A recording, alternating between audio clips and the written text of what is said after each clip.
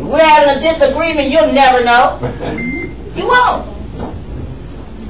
Because when it's your passion, you do it when you don't feel like it. You do it when you're tired. You do it when you're sick. I don't have sick days. Ah, come on, sister. I can't call in and say, I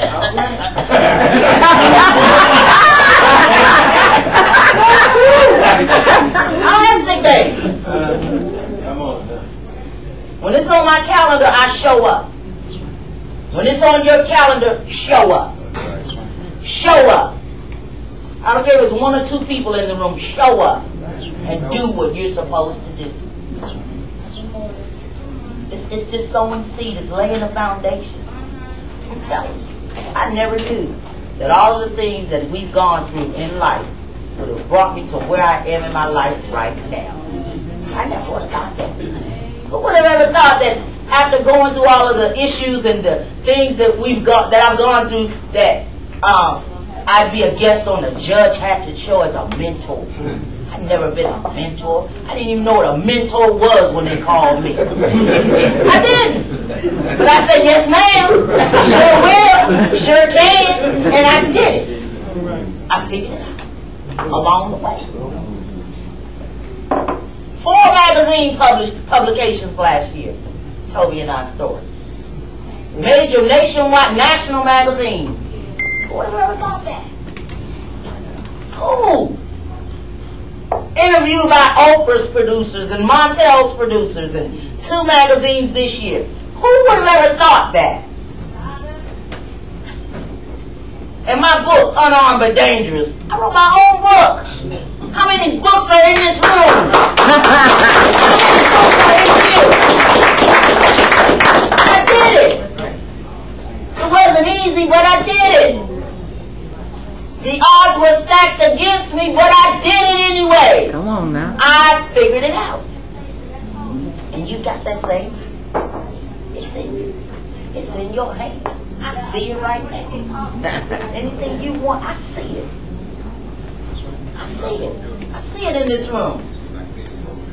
All this knowledge and greatness in this room, we ought to be multi-millionaires and billionaires up in here.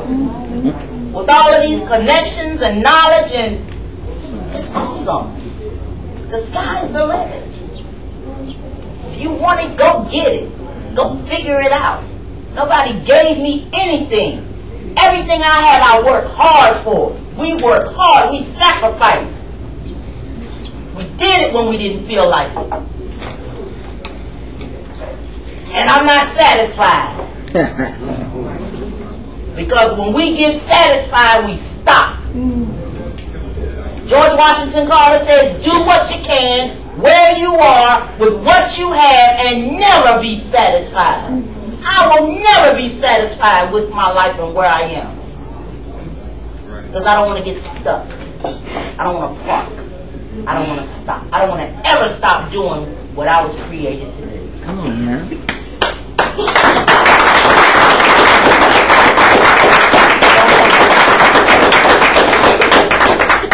As a matter of fact, I am lobbying Congress right now, and I need your support. I need everybody in this room to write on a piece of paper their email address. And I want everybody in this room to take my business card and email me. What I'm lobbying Congress for is because I've been traveling this country, as I said, for more than 12 years. In and out of airports.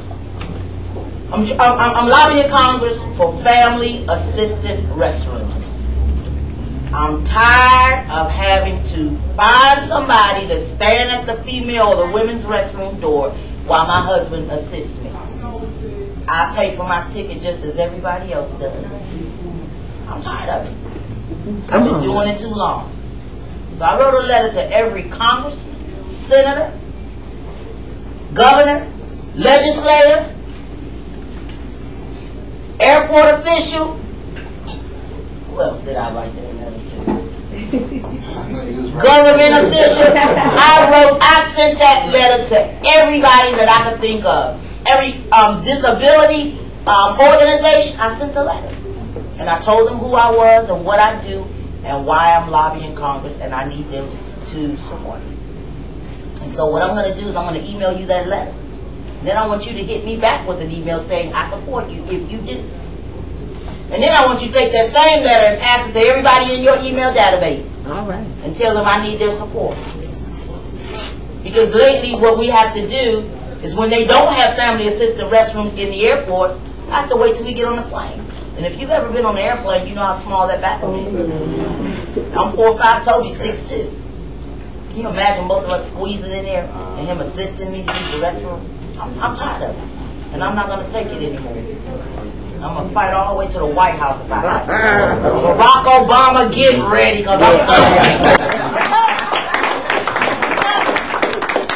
bringing it. I'm bringing it. I need your support. You got it. I figured it out. That all I had to do was do what I do. You know? And that's who I am. I'm unarmed and dangerous.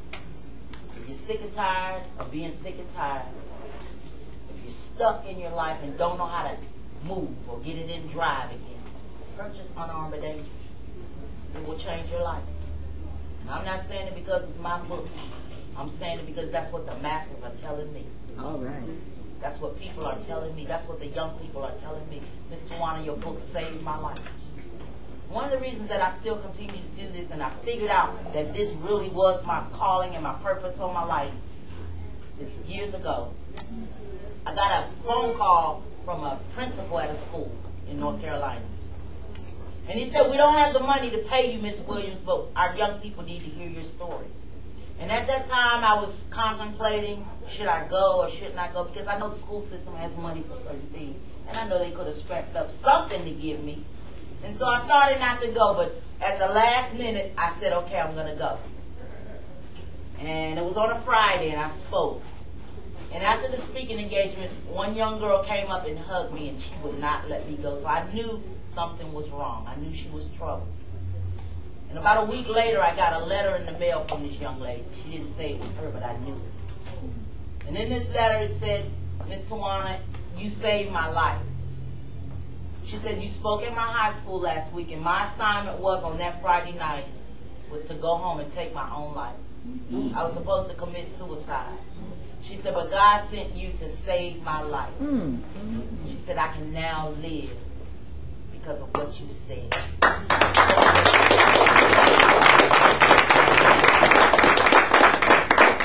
I'm so grateful for that young girl. And from that point on, I always knew this was my passion, but I really knew it. I really knew that I was doing what I was supposed to do. That was my aha moment. I was like, okay, this is really it. So whose life are you going to change? What seed are you going to plant in some young person's mind or heart to let them know that they can do it, that they can make it? It doesn't matter about your circumstances or your environment. You don't have to succumb to that. It doesn't matter what people have told you and how many people have said, you can't do it. You can do it. You can make it. You can take it. We're winners. We were born to win. The power is in your hands, ladies and gentlemen. It's up to you. So what are you going to do with it? What are you going to do with the gifts that God has given to you? Because someone once told me that life was my gift from God. And how I lived it was my gift back to God. Come on now. So how are you living? How are you living if your gift is life from God? How are you living your life? Are you living mediocre? Are you going through life just being a volunteer victim, signing up for everything bad to happen to you? Think about that. Or are you doing it? I make things happen for me. I have no other choice. When the world told me years ago, Doc, that they wouldn't hire me, what was I crazy enough to do? I created my own job. Come on. I created my own job. I created my own job. I am the CEO of Tawana Williams Outreach. I write my own checks. As I said, I don't have sick days. I can't afford sick days. Somebody's life might depend on it.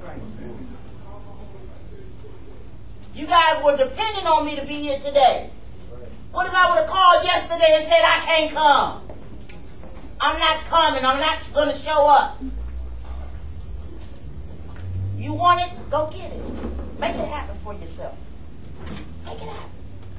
Figure it out. Figure it out.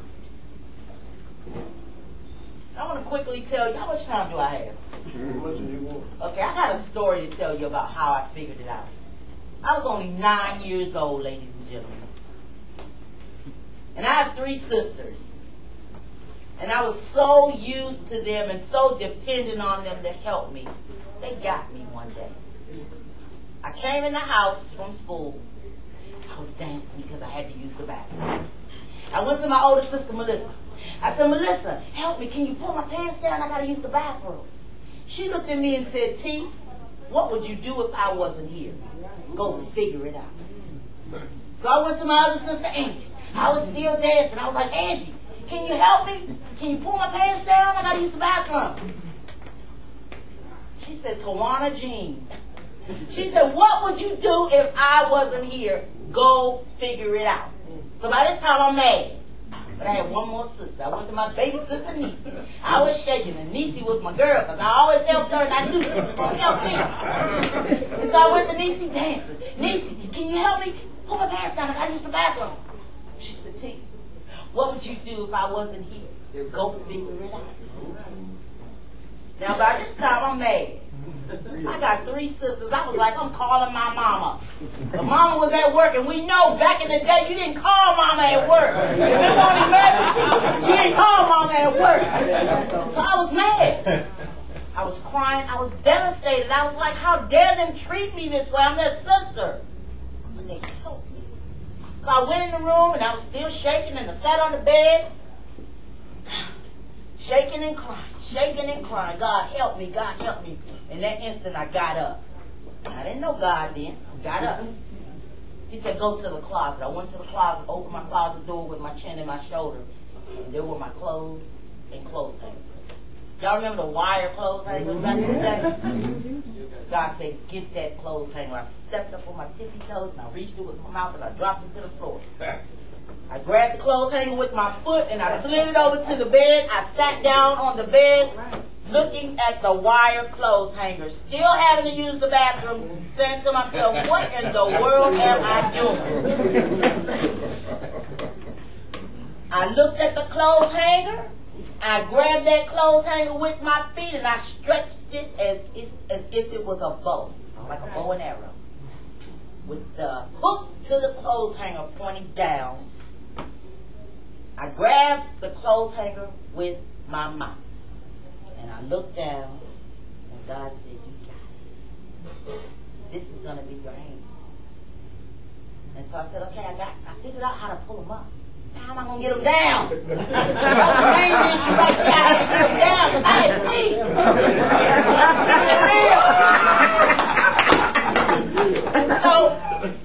And so I thought about what Grandma said. Nothing's missing. I looked at my feet. Those were my hands. I took my left foot and I pulled that right pant leg down. And I took my right foot and I pulled that left pant leg down. And I kept going left and right until they hit the floor and I ran to the bathroom.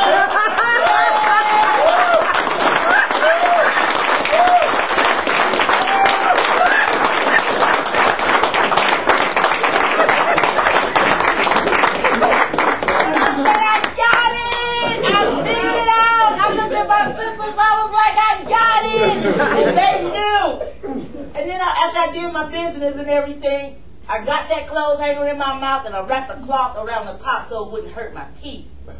Now to pull them up, this is a trip, but you know, just go with me for a moment. And so to pull them up, I took the hook of the hanger. Picture this hanger in your mind now, bent like a bow.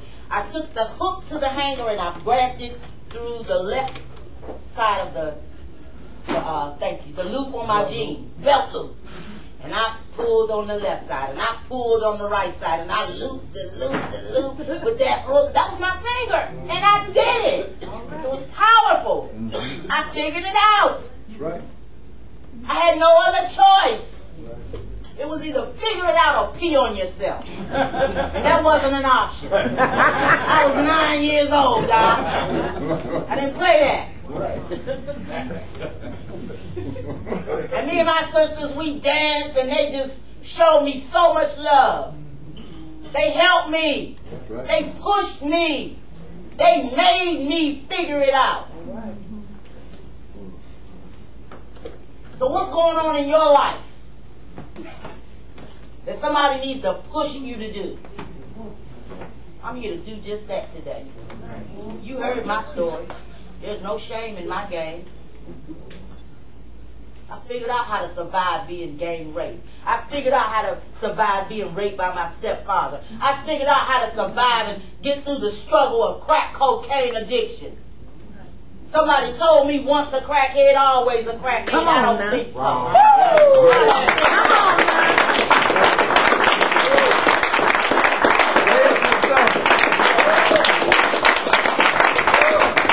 I figured it out, Doc. I figured it out, Captain Mark. No more excuses, ladies and gentlemen. That's right. Stop giving them. Stop giving excuses for the things that you don't have. Come on now. If you don't have it, it's because you don't work for it, or you're not doing what you're supposed to do to get it.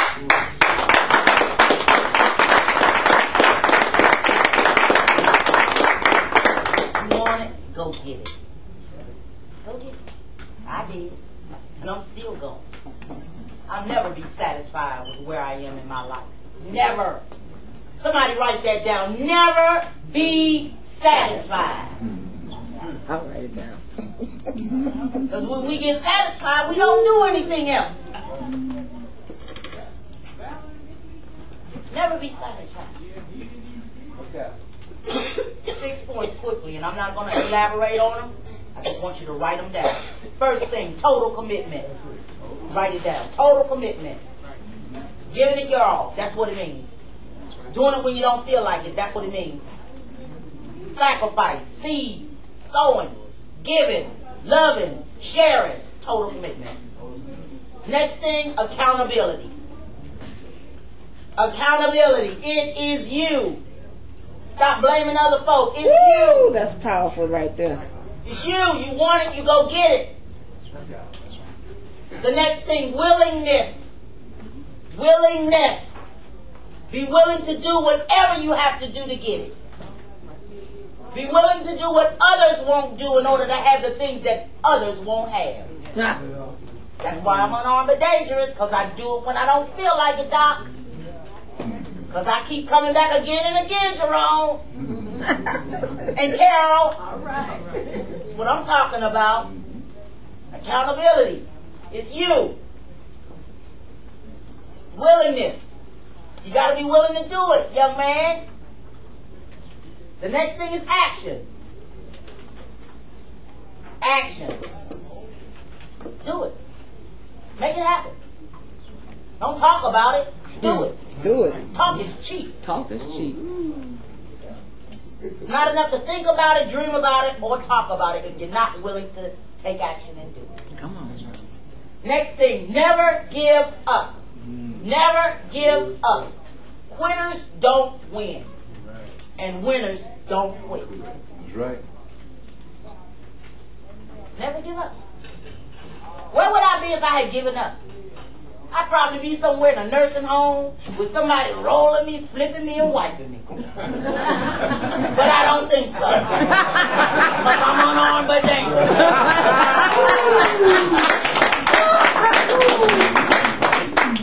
give up. And finally, absolute faith.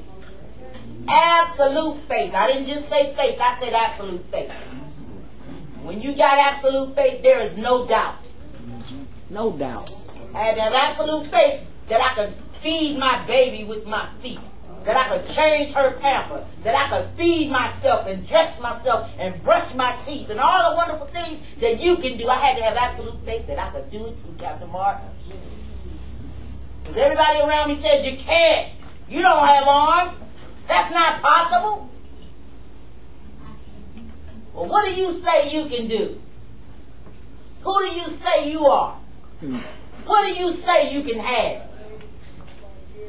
If you put those letters together, you spell my name, Tawana, Tawana, and I am the bomb.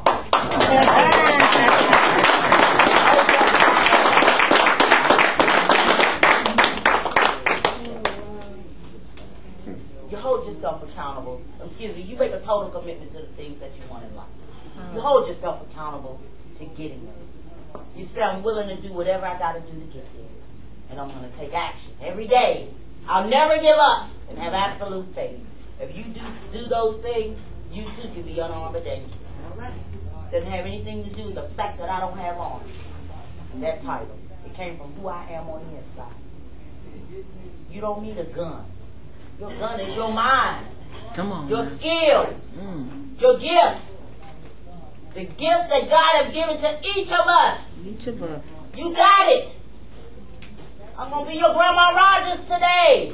I told you what my Grandma Rogers told me at 4 years old. She said, you must not have needed arms because God didn't give them to you. She said, nothing's missing. I'm Grandma today for somebody who has not been told that they can do it. That they have what it takes.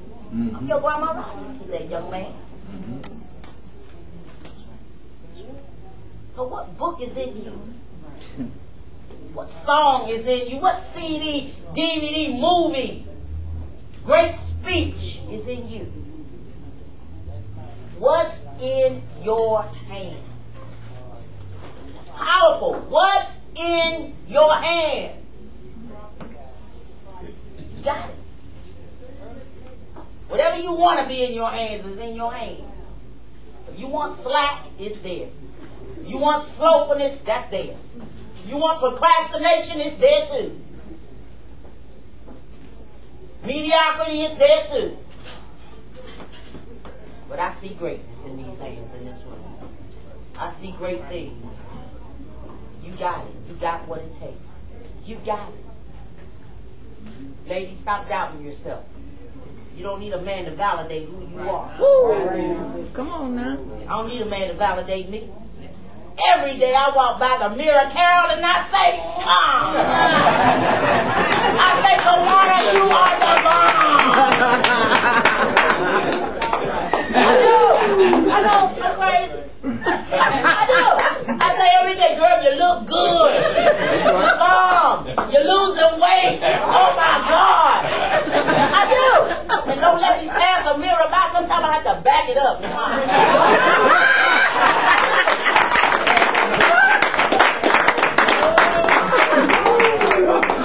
You know what I'm saying? You might not think I'm all that, but I do. I'm confident in who I am. I'm not conceited, I'm confident. I know I'm the bomb. I'm like Muhammad Ali. Before he knew he was the greatest, what was he saying? I am the greatest. That's right. Before I knew I was the bomb, I was saying, I am the bomb. My husband told me he loves me with everything in him. And he tells me every day, girl, you look good, I love you. I know. I don't need nobody to tell me. I know who I am. I need to let the ladies in the room know. You don't need a man to pat you, to validate you. Validate yourself. You better bring it when you leave the house. You better tell yourself you are great, and you can do it. Whatever your word may be, find your word and tell yourself. Mine is the bomb. I just love that word. Whatever your word is, find it. Validate yourself. I tell people every day, shoot, if I had a hand, I'd high five myself.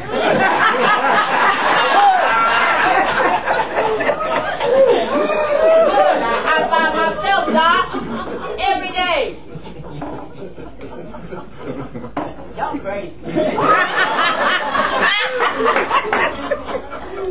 But I love you guys. I pray that somebody got something on today. Somebody got something. I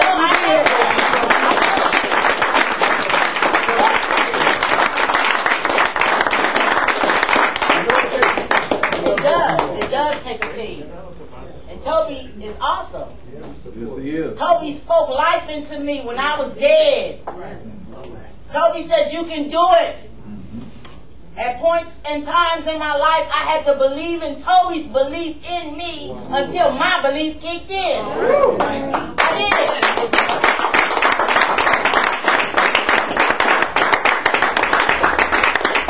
did. True story. In 1995, we were living in Oakland, California, and I was having the biggest pity party of my life. And I'm serious right now. Toby looked at me and said, stop it. He did. He said, you got what you need. I mean, my pity party was so big, Jerome, I had the cake, the candles, the balloons. I was even wearing the t-shirt. Do you hear me? I had it going on. Toby said, stop. He said, God told me to tell you that you can draw. I was like, man, you must be tripping. I was like, God ain't told me. He ain't told me that. And I thought God told somebody else, he was going to tell you first. But anyway, Toby said, okay, whatever. When I get home from work, have me a picture drawn. I was like, yeah, whatever. Went to work. Began to be around 3:30. I said, uh-oh, I better get up and get busy because Toby will be home at 5 o'clock. So I got a pencil and paper and I just started drawing what was before me.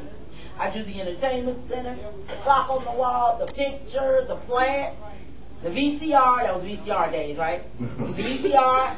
And it blew my mind, Captain Mark, when I looked at the picture. I was like, oh my God, I did it. So I had to believe in Toby's belief in me until my belief kicks in. I'm here to let you know I believe in you. Believe in my belief in you until yours kicks in. So check this out. I'm an artist, right? I draw with my feet. Man. This picture is a picture of a little girl. And as I was drawing her picture, I was like, man, I never seen an artist draw from the back, but that's about to be my signature, Jerome. There you go. And so I said, you know what? I'm going to draw the back. I'm going to be the first to do it. So check it out.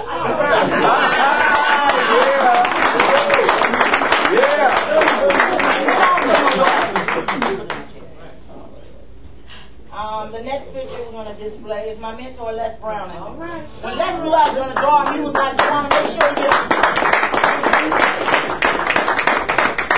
was like, I want to make sure you make me look 25 years younger. So I was like, okay.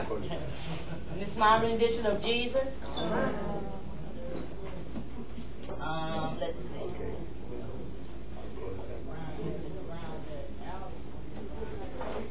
This was on a fan at church. I loved the picture, so I drew it. And I'm about to be the bomb because I'm about to draw Barack Obama.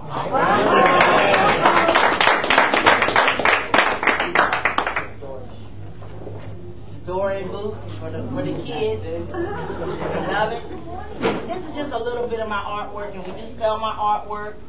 We have books. We have my artwork. If you want to see some demonstrations, I told you I'm the bomb. I told you how I had to figure things out. Well, I got my DVD, and it shows you how I brush my teeth and how I took care of my daughter and how I do this and do that daily, how I work on the computer. I'm the bomb. I type 35 to 40 words a minute with my feet.